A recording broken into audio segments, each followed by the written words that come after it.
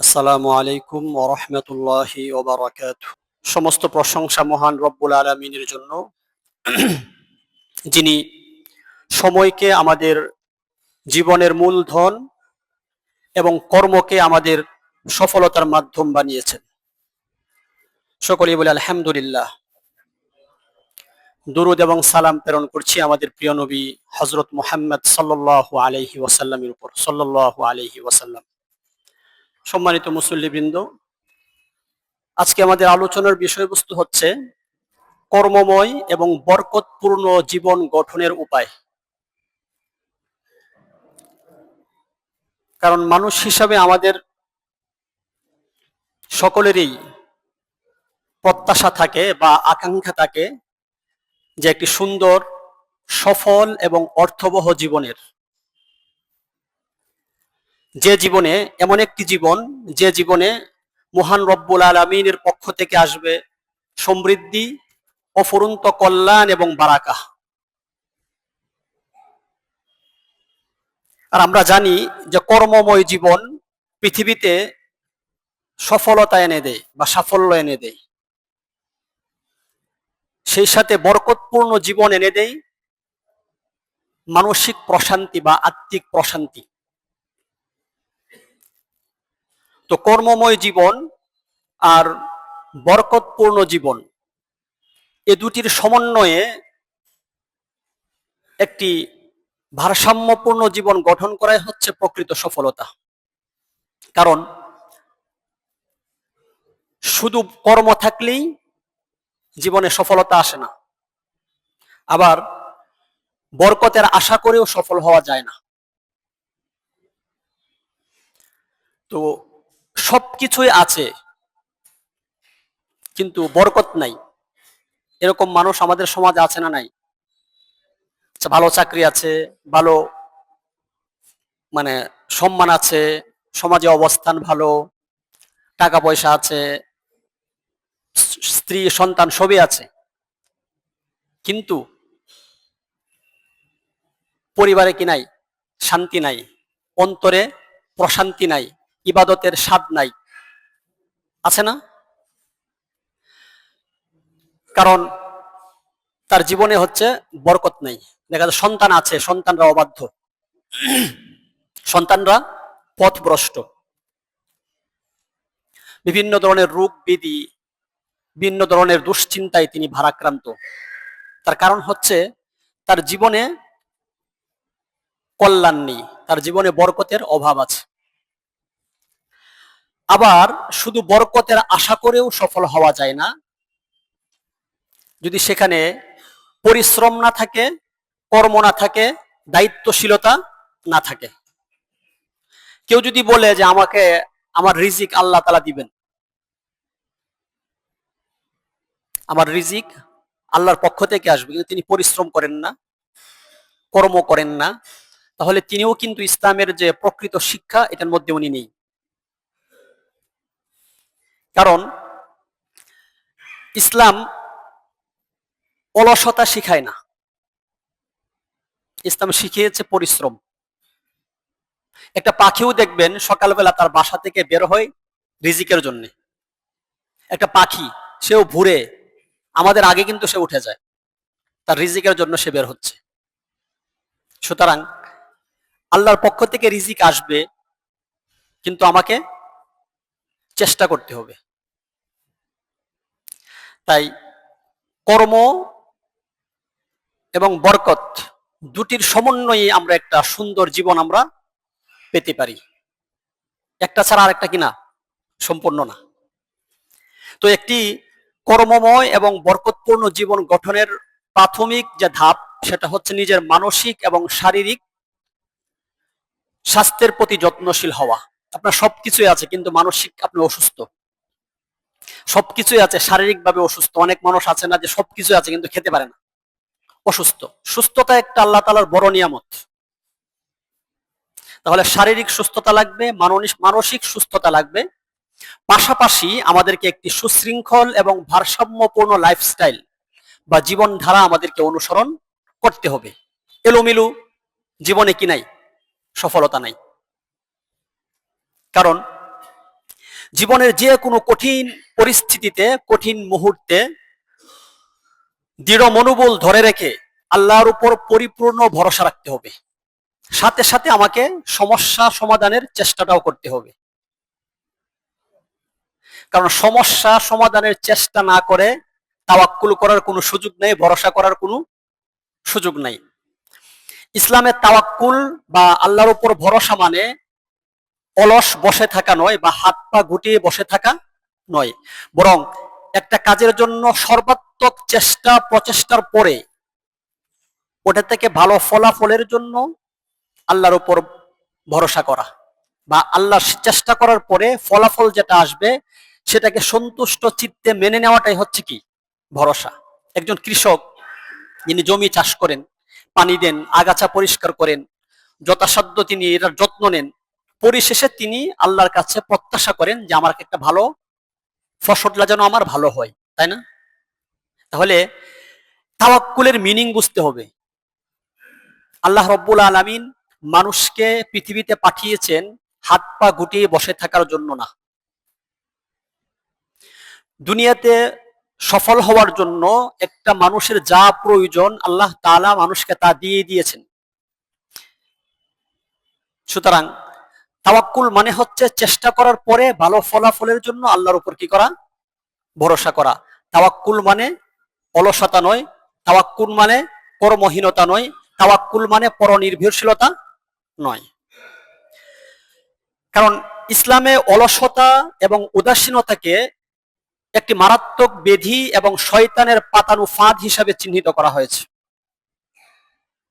কারণ এটা হচ্ছে একটা ধ্বংসাত্মক অভ্যাস। অলসতা এবং উদাসীনতা মানুষকে সৎকর্ম এবং কল্যাণ বিমুখ করে রাখে এবং ক্রমান্বয়ে তাকে ধ্বংসের দিকে ঠেলে দেয়। এজন্য ইসলামে এগুলোকে কঠোরভাবে নিরুৎসাহিত করা হয়েছে। এমনকি একজন অলস এবং উদাসীন ব্যক্তির চূড়ান্ত পরিণতি কিন্তু আবার পরকালেও খারাপ হতে পারে, তার চূড়ান্ত পরিণতি জাহান্নামে হতে পারে। এজন্য একটি কর্মময় এবং বরকতপূর্ণ জীবন গঠন করা, অলসতা এবং উদাসীনতাকে পরিহার করা, এটা আমাদের জন্য মুমিন হিসাবে খুবই গুরুত্বপূর্ণ। সম্মানিত হাজিরিন, মানুষের জীবন হচ্ছে কাজ, চেষ্টা এবং দায়িত্বের নাম। দুনিয়া এবং আখেরাতে তারাই সফল হয় যারা তাদের সময়কে যথাযথভাবে কাজে লাগায় এবং অলসতাকে পরিহার করে। তাই একজন কর্মঠ মুমিনের বৈশিষ্ট্য হচ্ছে তিনি তার জীবনের প্রতিটা মুহূর্তকে মূল্যবান মনে করবে এবং সময়ের সর্বোত্তম ব্যবহার নিশ্চিত করবে। একটা ধারালো অস্ত্র, এটাকে যদি নিয়মিত ব্যবহার করা হয় তাহলে এটা যেমন আরো শানিত হয়, ঠিক তেমনি ভাবে কর্মঠ জীবন মানুষের কর্মদক্ষতাকে আরো শানিত করে, আরো ধারালো করে, আরো কার্যকর করে তোলে। আর একজন কর্মঠ ব্যক্তি তিনি যে শুধু দুনিয়াতেই সফলতা, সম্মান এবং সমৃদ্ধি অর্জন করেন বিষয়টা এমন নয়, বরং তিনি পরকালেও এটার জন্য কি প্রতিদান প্রাপ্ত হন। অন্যদিকে অলসতা, উদাসীনতা, কর্মহীনতা, পরনির্ভরশীলতা এগুলো একজন মানুষের অগ্রযাত্রাকে থামিয়ে দেয়, মানুষের জীবনের সম্ভাবনাকে এগুলো নষ্ট করে দেয়। আর এই অলসতা এবং উদাসীনতার মূল কারিগর হচ্ছে ইবলিস, শয়তান।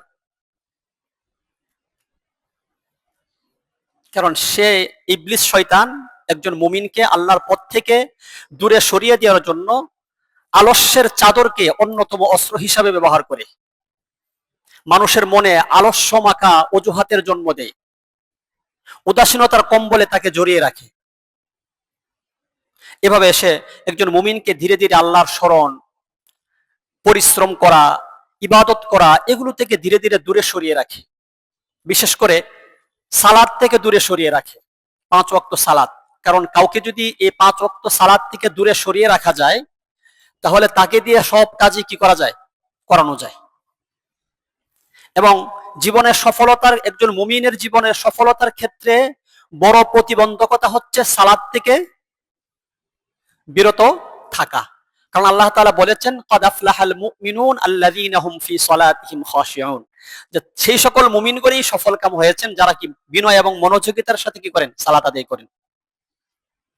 সফলতার সাথে সালাতের বা আল্লাহর দাসত্বের একটা গভীর সম্পর্ক রয়েছে।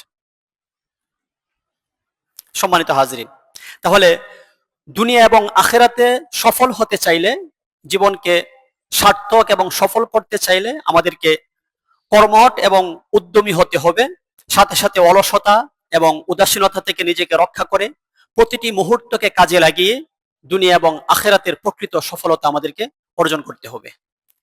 এখন কথা হচ্ছে যে জীবনকে কর্মময় কেন করব বা কর্মঠ করার কি প্রয়োজন? দুনিয়াতে অল্প সময়ের জন্য আমরা আসছি, তাই না? শুধু পরকালের জন্য আমরা কাজ করি, মসজিদে বসে ইবাদত করলাম, শুধু পরকালের কাজ করলাম, দুনিয়া নিয়ে তো ভাবার কি দরকার? এরকম চিন্তা চেতনা আছে না আমাদের মাঝে অনেকেরই, যে দুনিয়া কি, দুনিয়াতে একরকম চলতে পারলেই হইলো কোন রকম, দুনিয়া নিয়ে এত মাথা ঘামানোর কি প্রয়োজন? সম্মানিত হাজিরিন, ইসলাম হচ্ছে এমন একটি জীবন ব্যবস্থা, একটা পরিপূর্ণ জীবন ব্যবস্থা। ইসলাম যেমন চায় যে একজন মুমিন পরকালে সফল হোক, সেই সাথে চায় একজন মুমিন দুনিয়াতেও কি সফল হোক। কিন্তু জীবনকে, দুনিয়ার জীবনে সফল হওয়ার জন্য পরকালকে ছেড়ে আবার নয়, এটাকে ব্যালেন্স করে আমাদেরকে চলতে হবে। আমাদের পরকালকে সামনে রেখে আমাদেরকে দুনিয়ার জীবন পরিচালিত করতে হবে। তাহলে ইসলাম হচ্ছে এমন একটি জীবন ব্যবস্থা যা মানুষকে দুনিয়া এবং আখিরাতের কল্যাণের পথে পরিচালিত করে। ইসলাম চায় আপনি দুনিয়াতেও সফল হন, পরকালেও কি সফল হন। এজন্য কোরআনে কারিমে আল্লাহ রাব্বুল আলামিন আমাদেরকে অনেকগুলো দোয়া শিখিয়েছেন যে আমরা কিভাবে তার কাছে দোয়া করব। কারণ আমরা তো দোয়াও করতে জানি না, কিভাবে কোন সময় কি কোন দোয়াগুলো পড়বো। কোরআনে অগণিত দোয়া রয়েছে। তো কোরআনে কারিমে যতগুলো দোয়া রয়েছে, আল্লাহ তাআলা একটা দোয়া শিখিয়েছেন যে আমরা যেন তার কাছে প্রার্থনা করি যে তুমি আমাকে দুনিয়াতেও কল্যাণ দাও, পরকালেও কল্যাণ দাও। কোরআনে কারিমে যতগুলো দোয়া আল্লাহ তাআলা শিখিয়েছেন, তার মধ্যে সবচাইতে উত্তম দোয়া হচ্ছে সূরা বাকারার 201 নম্বর আয়াত। দোয়াটা আমরা সবাই জানি যে রব্বানা আতিনা ফিদ দুনিয়া হাসানা ওয়া ফিল আখিরাতি হাসানা ওয়া কিনা আযাবান নার। যে দোয়া আমরা কিভাবে করব আল্লাহ তাআলা কিন্তু শিখাইছেন, কিন্তু আমরা কোরআনের দোয়াগুলো পড়ি না। কোরআনের দোয়াগুলো দিয়ে কি আল্লাহ তাআলা যেভাবে শিখাইছেন সেভাবেই কি দোয়া করেন। তো সবচাইতে উত্তম দোয়া হচ্ছে সূরা বাকারার 201 নম্বর আয়াতের দোয়া। সংক্ষেপে এখানে আমাদের সব চলে আসছে, এখানে বিস্তারিত বলার কোনো প্রয়োজন নেই। সংক্ষেপে যে আল্লাহ তুমি আমাকে দুনিয়াতেও কল্যাণ দাও, পরকালেও কল্যাণ দাও এবং জাহান্নাম থেকে আমাকে বাঁচাও। অল্প কথায় মোটামুটি সব চলে আসছে। তাহলে ইসলাম এমন একটা জীবন ব্যবস্থা, এই জীবন ব্যবস্থায় অলসতা, উদাসীনতা এবং কর্মবিমুখতাকে কঠোরভাবে নিরুৎসাহিত করা হয়েছে। সেই সাথে একটি কর্মমুখর এবং উৎপাদনশীল জীবন যাপনে উৎসাহিত করা হয়েছে। আমরা যদি দেখি যে কোরআনে কারীমের ৬২তম সূরা, সূরা জুমার 10 নম্বর আয়াতে আল্লাহ রাব্বুল আলামিন বলেছেন ফাইযা কুদিয়াতিস সালাতু ফান্তাশিরু ফিল আরদি ওয়াবতাগু মিন ফাদলিল্লাহ ওয়াযকুরুল্লাহা কাসীরান লাআল্লাকুম তুফলিহুন। আল্লাহ তাআলা বলছেন যে সালাত সমাপ্ত হলে, নামাজ সমাপ্ত হলে তোমরা পৃথিবীতে ছড়িয়ে পড়ো আল্লাহর অনুগ্রহ অনুসন্ধানের জন্য, রিজিক অনুসন্ধানের জন্য। আর তোমরা অধিক হারে আল্লাহকে স্মরণ করো যাতে করে তোমরা সফল কাম হতে পারো। তো এই আয়াতে আল্লাহ রাব্বুল আলামিন সালাতের মতো শ্রেষ্ঠ ইবাদতের পরেই জীবিকা অর্জনের জন্য কর্মে লিপ্ত হওয়ার নির্দেশ দিয়েছেন, যা কর্মের গুরুত্বকে আরো স্পষ্ট করে তোলে। আল্লাহ রাব্বুল আলামিন মানুষকে বেকার বসে থাকার জন্য পৃথিবীতে পাঠাননি। হাত পা গুটিয়ে বসে থাকার জন্য আল্লাহ তাআলা মানুষকে সৃষ্টি করেননি, বরং আল্লাহ রাব্বুল আলামিনের দেওয়া সামর্থ্য এবং যোগ্যতা দিয়ে পৃথিবীকে আবাদ করার জন্য আল্লাহ তাআলা আমাদেরকে দুনিয়াতে পাঠিয়েছেন। এই পৃথিবীকে আমাদের অনুগত করে দিয়েছেন। আমরা যেভাবে চালাই এটা কি এভাবেই চলবে। যত প্রাণী আছে, গরু, ছাগল, হাঁস, মুরগি, এগুলো তো আমাদের জন্যই। আমাদের যখন মনে হয় তখনই আমরা খাইতেছি, এগুলো দিয়ে কাজ করাইতেছি, এগুলোর উপরে আমরা চড়তেছি, তাই না? তো আল্লাহ তাআলা আমাদেরকে সেই যোগ্যতা, মেধা আমাদেরকে সব দিয়েছেন পৃথিবীকে আবাদ করার জন্য। এজন্য পৃথিবীতে যত নবী রাসূল এসেছেন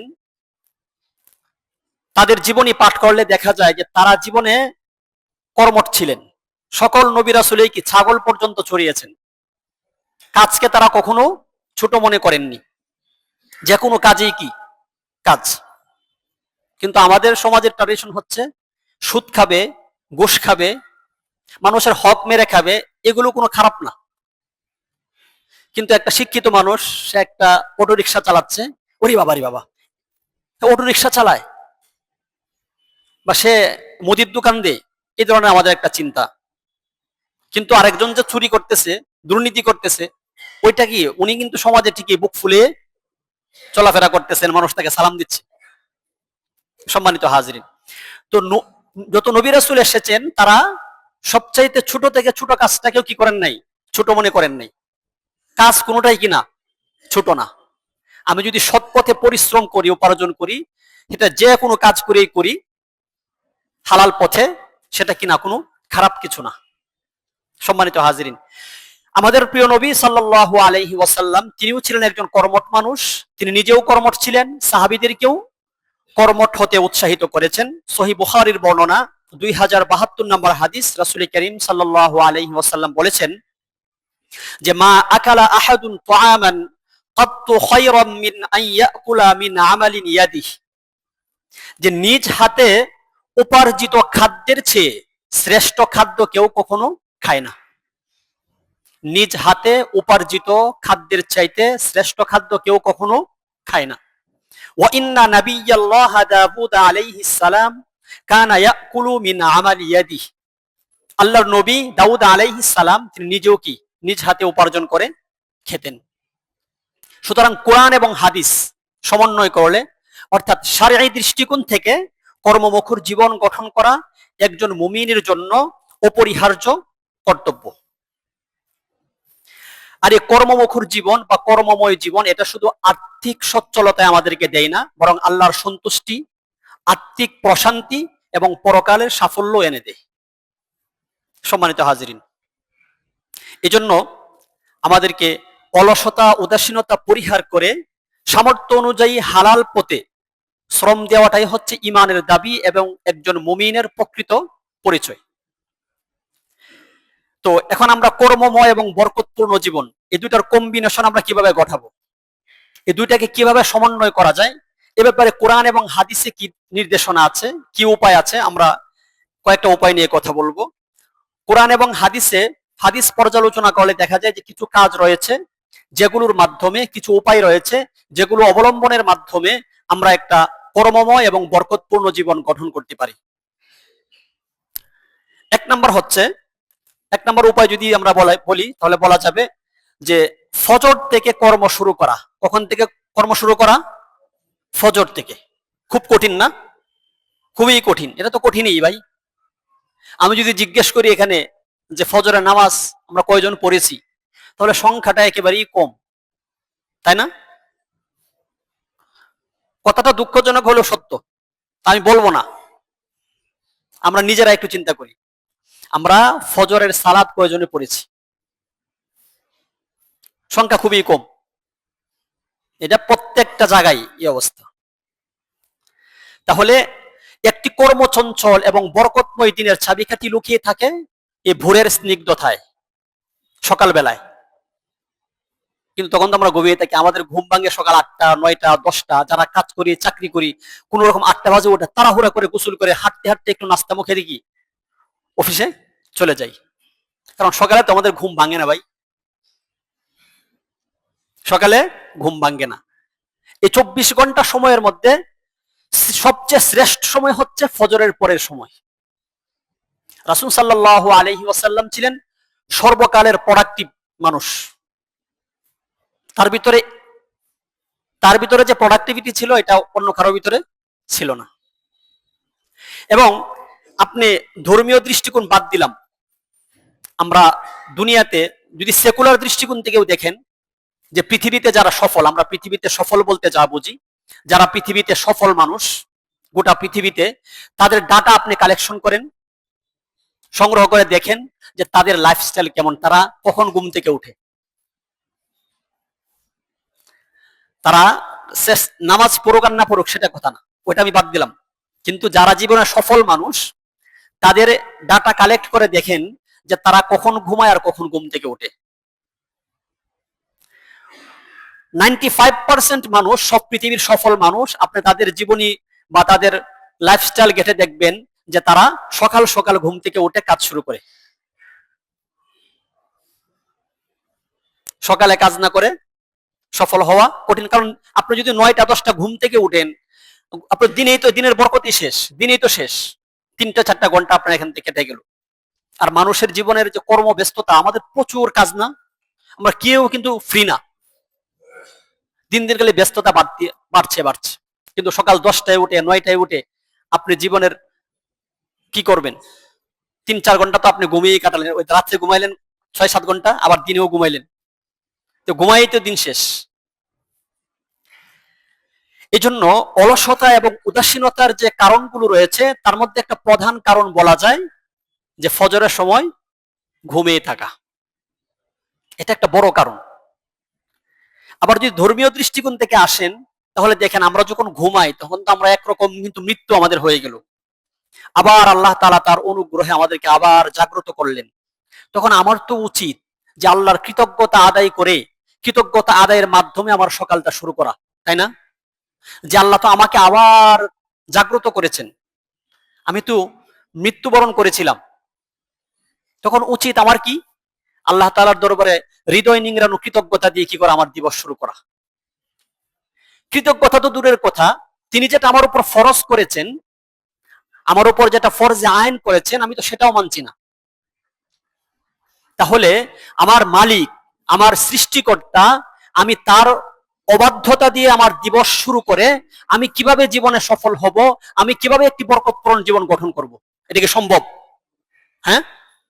তো এই যে ফজরের ঘুম আপনার কাজের প্রোডাক্টিভিটি নষ্ট করে দিচ্ছে, সময়ের বরকত নষ্ট করে দিচ্ছে, জীবনের বরকত নষ্ট করে দিচ্ছে, চিন্তা চেতনার বরকত কি করছে, নষ্ট করে দিচ্ছে।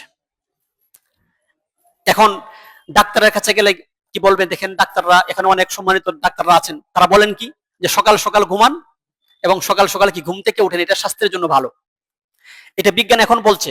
কিন্তু রাসূল সাল্লাল্লাহু আলাইহি ওয়াসাল্লাম আজ থেকে 1500 বছর পরেই কি তিনি এই লাইফস্টাইল মেনে চলেছেন। সম্মানিত হাজিরিন, এবং এই লাইফস্টাইল মেনেই তিনি জীবনে কি হয়েছেন, সফল হয়েছেন, দুনিয়াতেও সফল হয়েছেন, পরকালেও সফল হয়েছেন। সম্মানিত হাজিরিন, এই জন্য সকাল সকাল ঘুমানো এবং ভোরে উঠা, যদি সম্ভব হয় তাহাজ্জুদের সালাত আদায় করা, প্রতিদিন না পারলে কমপক্ষে সপ্তাহে 1 দিন 2 দিন হলেও কি করা, এটা করা, ভোর রাতে উঠে আল্লাহর সাথে একটু মত বিনিময় করা। যদি সেটাও সম্ভব না হয় অন্তত ফজরের সালাতটা যেন মিস না হয় সেটা করা, অর্থাৎ ফজরে কিভাবে উঠা যায় সেই চিন্তাটা রেখে কি করা, ঘুমানো যাওয়া।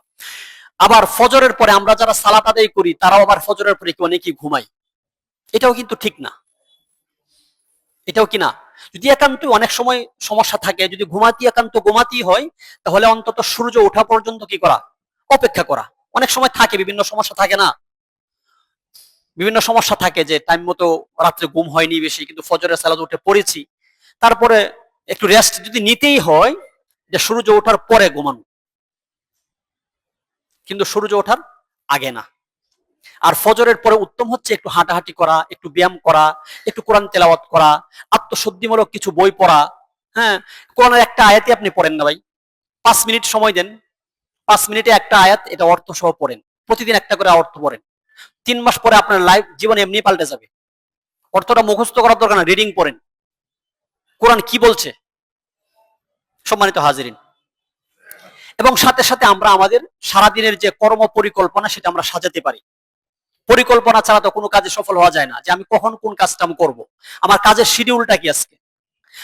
আমি যদি ছাত্র হই, আমি ভোর রাতে উঠি, উঠে আমি আমার কোন সাবজেক্টটা কতক্ষণ পড়বো আমি সেটা নির্ধারণ করে নিই। সকালে ঘুম থেকে উঠে কোনটা পড়বো চিন্তা করতে করতে 1 ঘন্টা শেষ, এরকম না। তো এই জন্য যে যে কাজ করি সে কাজের একটা পরিকল্পনা কি করা, সাজিয়ে ফেলা, যে আমি সারাদিন আমি এই কাজগুলো করব, তখন আপনার সময়টা সুন্দরভাবে আপনি ব্যবহার করতে পারবেন। সম্মানিত হাজিরিন, রাসূল সাল্লাল্লাহু আলাইহি ওয়াসাল্লাম উম্মতের জন্য তথা আমাদের জন্য ভোরের সময়ে বরকতের দোয়া করেছেন। সূরা আবু দাউদ হাদিস নাম্বার 2606, রাসূল সাল্লাল্লাহু আলাইহি ওয়াসাল্লাম বলেছেন, আল্লাহুম্মা বারিক লি উম্মতি ফি বুকুরিহা, আল্লাহুম্মা বারিক লি উম্মতি ফি বুকুরিহা, হে আল্লাহ আমার উম্মতের জন্য আপনি সকালবেলা কি করুন, বরকত দান করুন। তো ভোরের কর্মী যারা যারা ভোরে উঠে তারা কিন্তু অটোমেটিক এই দোয়ার অন্তর্ভুক্ত হয়ে যান, তাদের জীবনে সমৃদ্ধি আসে। এই জন্য রাসূল সাল্লাল্লাহু আলাইহি ওয়াসাল্লামের জীবনী পাঠ করলে দেখা যায় রিসালাতের পাহাড় সমপরিমাণ দায়িত্ব, কাজের চাপ, শত ব্যস্ততা, প্রতিনিধিদের সাথে সাক্ষাৎ, সাহাবীদের তালিম তারবিয়াত প্রদান এবং নিজের পরিবারের সদস্যদেরকে পর্যাপ্ত সময় দেওয়ার পরেও তিনি দিন এবং রাতের একটা পর্যাপ্ত একটা সময় তিনি আল্লাহ রাব্বুল আলামিনের ইবাদতে কাটাতে পেরেছেন। এখন আমরা তো দেখা যায় যে এই একদিন প্রতিদিন একটু করে কোরআন পড়ব 5 মিনিট, এই সময়টা আমাদের হয় না, এই সময়টা আমাদের হয় না।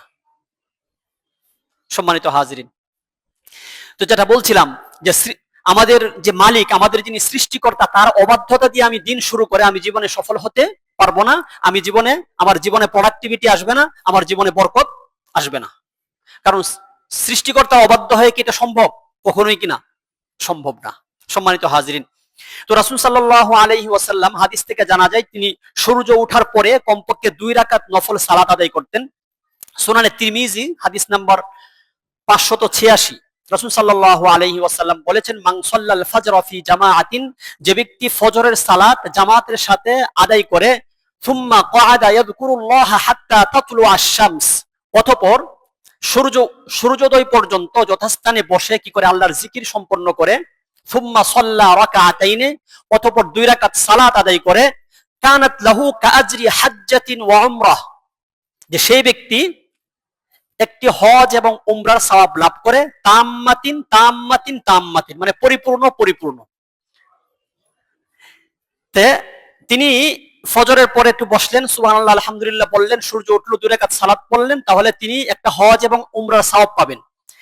তাহলে আমি ওইদিকে যাচ্ছি না, আমি বোঝাতে চাচ্ছি যে এই যে সকাল বেলা যে একটা হজ এবং উমরার সওয়াব, এই যে সওয়াবের একটা ভান্ডার তিনি খুলে দিলেন, এটা তো তিনি দুপুর বেলাও দিতে পারতেন, বিকাল বেলাও দিতে পারতেন, রাতেও দিতে পারতেন, কিন্তু সকাল বেলার কথা কেন বললেন? নিঃসন্দেহে এটা হচ্ছে বরকতময় সকালে আমাদেরকে ইবাদতে সক্রিয় রাখার জন্য, আমাদের কর্মের প্রোডাক্টিভিটি বৃদ্ধির জন্য, আমরা যেন সকাল থেকে কি আমরা অ্যাক্টিভ থাকি। এই জন্য কর্মময় এবং বরকতপূর্ণ জীবন পেতে চাইলে কি করতে হবে? 1 নাম্বার, ফজর থেকে কর্ম শুরু করতে হবে। কখন থেকে? ফজর থেকে কর্ম শুরু করতে হবে, 1 নাম্বার। 2 নাম্বার হচ্ছে সালাতের ক্ষেত্রে অলসতা পরিহার করা, নামাজের ক্ষেত্রে অলসতা পরিহার করা। আমি আগেই বলছি, এগুলো নিয়ে অনেক আলোচনা হয়েছে যে মুমিনের সফলতার জন্য সালাত খুবই গুরুত্বপূর্ণ। সালাত কি খুবই গুরুত্বপূর্ণ, কারণ এটা আপনার দাসত্ব। আপনি আপনার যিনি আপনাকে সফলতা দিবেন, যিনি আপনার জীবনে বরকত দিবেন, আপনাকে ভালো রাখবেন, তার আনুগত্য, তার দাসত্বের মাধ্যমে আপনি কি করতে হবে? আপনাকে সফলতা নিতে হবে। আপনি একটা অফিসে চাকরি করেন, আপনি আপনার বসের অবাধ্য হয়ে আপনি কি সেখানে প্রমোশন পাবেন? সম্ভব? তার কথা না মেনে আপনি সেখানে চাকরি করতে পারবেন? কিন্তু তারপরও আল্লাহ তাআলা কিন্তু আমাদের রিজিক বন্ধ করেন নাই, সবই দিচ্ছেন। কিন্তু তার অবাধ্য হয়ে তিনি আমাকে ওই জীবনের দুনিয়া এবং আখিরাতের সফলতা, সেটা কি কখনোই কখনোই সম্ভব না। এজন্য বিশেষ করে আমরা অনেকেই আছি যে 4 ওয়াক্ত সালাত আমরা পড়ি, জামাতের সাথেই পড়ি, কিন্তু ফজর পড়তে পারি না। অনেকে আসা মাসআলাও জিজ্ঞেস করে, হুজুর আমি তো ফজরের সালাতটা পড়তে পারি না, এটা আমি ঘুম থেকে উঠে আমি 8-9টার দিকে পড়ি, এটা কি সমস্যা হবে? বা এটা আপনি নিজেকেই প্রশ্ন করেন না, আপনি রাতের খাবার সকালে গেলে কি হবে? এটা হতেই পারে যে আমরা যেহেতু মানুষ, ঘুমের মাধ্যমে সপ্তাহে মানে মাঝে মধ্যে সেটা হতেই পারে, তাই না? কিন্তু আপনি যখন এটাকে অভ্যাসে পরিণত করবেন তখন সেটা তো সুযোগ নেই। আপনি মাঝে মধ্যে ঘুমিয়ে গেছেন, উঠতে পারেন নাই, ঘুম থেকে ওঠার সাথে সাথে আপনি সেটা কাজা করেন, এটা আলাদা হিসাব। আপনি ঘুম থেকে উঠতে পারেন না, আপনার ইচ্ছা ছিল, আপনার চেষ্টা ছিল, কিন্তু আপনি যদি কন্টিনিউ সেটা করেন, আপনি ফজরের সালাতই পড়েন সকাল 8টায় বা সকাল 9টায়, তো এটা তো কোনো সুযোগ নাই। এটা আমরা যারা সালাত পড়ি তাদের মধ্যে এরকম আছে। আর ফজরের সালাত যদি আপনার আদায় না হয় সময় মতো, তাহলে আপনার জীবন সকালটাই শুরু হবে অলসতা এবং উদাসীনতার মাধ্যমে, এলোমেলো ভাবেই আপনি সকাল শুরু হবে। এজন্য ফজর সহ 5 ওয়াক্ত সালাতের প্রতি যত্নবান হতে হবে। সহিহ বুখারীর বর্ণনা 1142 নম্বর হাদিস, রাসূল সাল্লাল্লাহু আলাইহি ওয়াসাল্লাম বলেছেন, ইয়াকঈদু শাইতানু আলা কাফিয়াতি রাসি আহাদিকুম ইযা হুয়া নামা সালাসা উকদিন, যে তোমাদের মধ্যে কেউ যখন ঘুমিয়ে পড়ে তখন শয়তান তার গাড়ির পিছনে 3টি গিট মেরে দেয়। কয়টি? 3টি গিট মেরে দেয়। ফাইন ইস্তাইকাযা ফাযাকারাল্লাহু ইন হাল্লাত উকদাহ, কিন্তু সে যদি জাগ্রত হয়ে আল্লাহকে স্মরণ করে তখন তার একটি গিট খুলে যায়। ফাইন তাওয়াদ্দা ইন হাল্লাত উকদাহ, অতঃপর সে যখন ওযু করে তখন তার আরেকটি গিট খুলে যায়। ফাইন সাল্লা ইন হাল্লাত উকদাহ, অতঃপর সে যখন সালাত আদায় করে তখন তার আরেকটি গিটও কি হয়? খুলে যায়।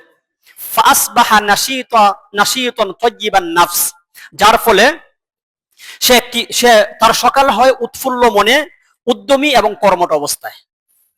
ওয়া ইল্লা আসবাহা খাবিসান নাফসি কাসলান, অন্যথায় সে যদি এটা না করে তাহলে সে সকালে উঠে কলুষিত মন এবং আলস্য সহকারে। তাহলে সকালে যদি ফজরের সালাত আদায় না হয় তাহলে কি হাদিসের ভাষ্য অনুযায়ী দিনটাই শুরু হয় কি? অলসতা সহকারে, বরকতহীন অবস্থায়। এজন্য আমার কর্মের প্রোডাক্টিভিটি বৃদ্ধি করতে হলে, জীবনে বরকত পেতে হলে আমাকে কি করতে হবে? ফজরের সালাত দিয়ে আমার দিন কি করতে হবে? শুরু করতে হবে।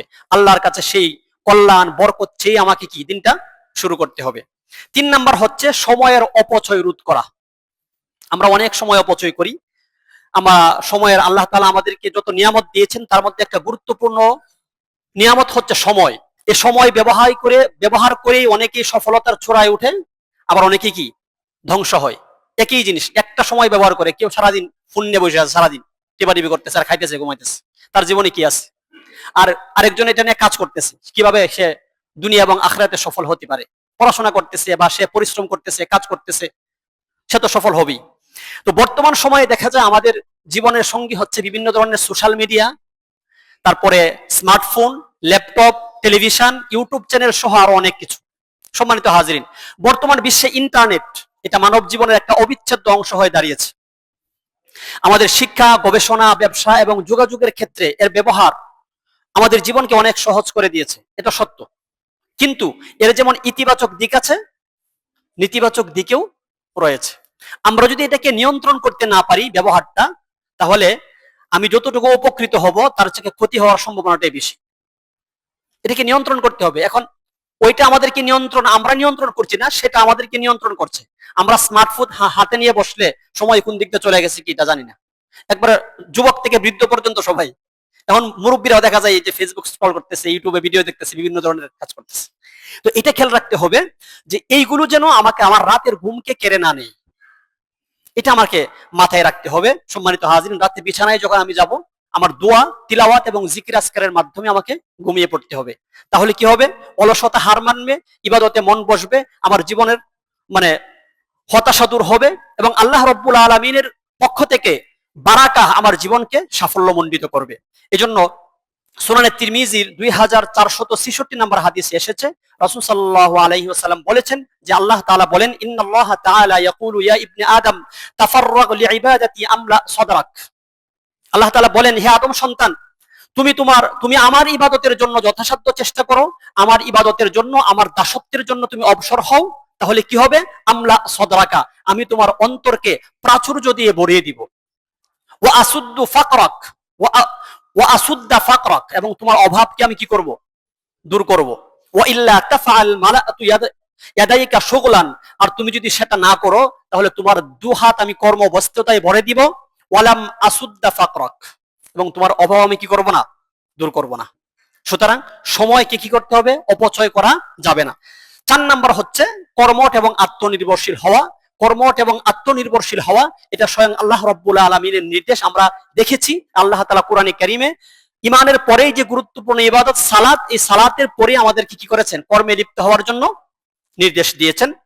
সুতরাং একজন মুমিন কখনো অকর্মণ্য এবং পরনির্ভরশীল হতে পারে না। এটা মুমিনের বৈশিষ্ট্য না।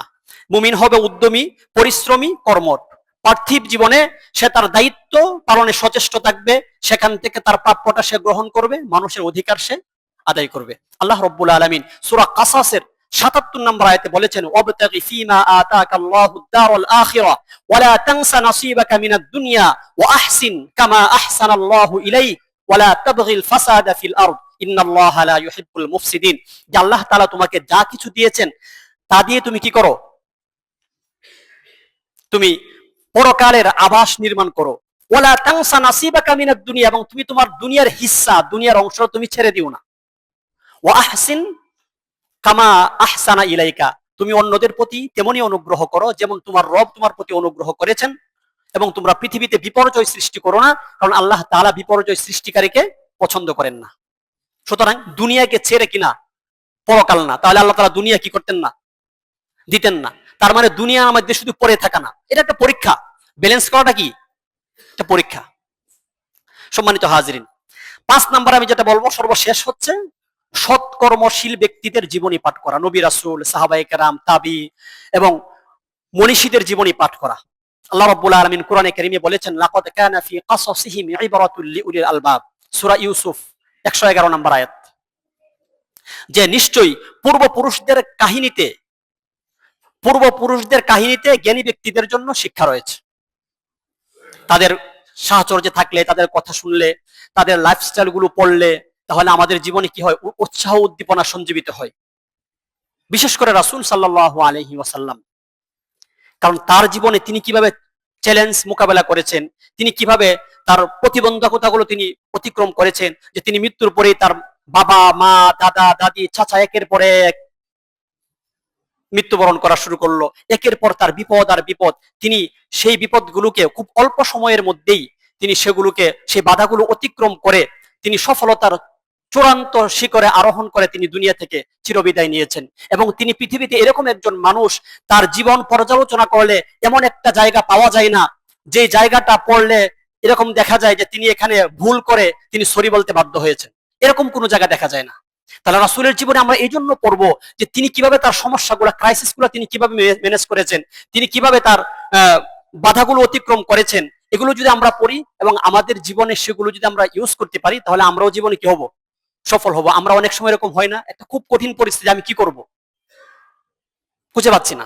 এই জন্য মনীষীদের জীবনী পাঠ করা, নবী রাসূলদের জীবনী পাঠ করা, এগুলো থেকে আমরা আমাদের সফলতার যে সূত্রগুলো আছে, আমরা যদি আমাদের জীবনে সেগুলো ইউজ করতে পারি, তাহলে আমরাও কি হব? দুনিয়া এবং আখিরাতে সফল হব। সম্মানিত হাজিরিন, সবশেষে রাসূল সাল্লাল্লাহু আলাইহি ওয়াসাল্লাম অলসতা থেকে মুক্তির একটা দোয়া শিখিয়েছেন। কারণ আমাদের মধ্যে অলসতাটা খুব বেশি। আমরা খালি বসে বসে খাইতে কি পছন্দ করি, বইয়ে থাকতে আমার খাবারটা মুখের মধ্যে আসতো, তাহলে কি খুবই খুশি। সম্মানিত হাজিরিন, এই জন্য রাসূল সাল্লাল্লাহু আলাইহি ওয়াসাল্লাম সহিহ বুখারীর ৬৩৬৯ নম্বর হাদিসে একটি দোয়া শিখিয়েছেন যে, আল্লাহুম্মা ইন্নী আউযু বিকা মিনাল হাম্মি ওয়াল হুজন, হে আল্লাহ, আমি নিশ্চয়ই আপনার কাছে আশ্রয় প্রার্থনা করছি দুশ্চিন্তা এবং দুঃখ থেকে, ওয়াল আজজি ওয়াল কাসাল, অপারগতা এবং অলসতা থেকে, ওয়াল বুখলি ওয়াল জুবন, ভীরুতা এবং কৃপণতা থেকে, ওয়াদালাইদ দাইন, ঋণের ভার, ওয়াগালাবাতির রিজাল, এবং মানুষের দমন পীড়ন থেকে। আমরা এই দোয়াটা অলসতা থেকে মুক্তির জন্য পড়তে পারি। সহিহ বুখারীর ৬৩৬৯ নম্বর হাদিস, নেটে সার্চ দিয়ে আমরা দোয়াটা শিখে নিতে পারি। সম্মানিত হাজিরিন, আসুন আমরা একটা এমন জীবন গড়ে তুলি যে জীবনে থাকবে কর্মের উদ্যম, ইবাদতের সৌন্দর্য এবং আল্লাহ রাব্বুল আলামিনের পক্ষ থেকে বরকতের ছোঁয়া। তাহলে আমরা দুনিয়াতেও সফল হতে পারবো, পরকালেও সফল হতে পারবো। আল্লাহ রাব্বুল আলামিন আমাদের সকলকে আমল করার তৌফিক দান করুন। ওমা আলাইনা ইল্লাল বালাগ। যারা সুন্নত পড়েন নাই, সুন্নত পড়ে নিন।